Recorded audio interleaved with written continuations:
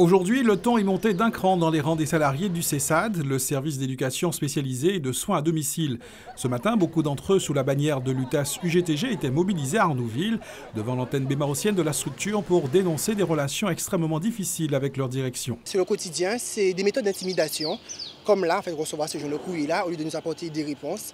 C'est ne pas vouloir nous rencontrer, c'est de ne pas nous donner de nouvelles. Ce sont des réunions qui se tiennent à laquelle on n'a pas de suite.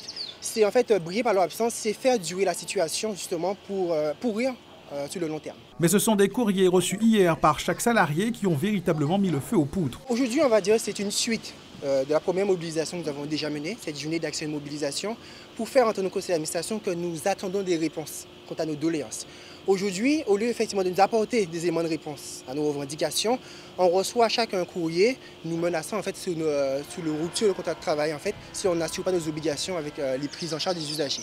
Alors aujourd'hui, on dit stop. Après 2 semaines de tentatives de dialogue avec le conseil d'administration, les salariés ont donc décidé de durcir leur action. Depuis hier, aucune prise en charge n'est assurée et l'unique revendication ne souffre plus d'aucune équivoque. Notre demande est claire et unanime aujourd'hui. Nous souhaitons plus travailler avec la directrice. Dans l'attente d'une rencontre avec le conseil d'administration de l'association, les salariés grévistes ont promis de maintenir leur piquet. En attendant, les parents des 80 enfants pris en charge par le CESAD sont priés de se débrouiller.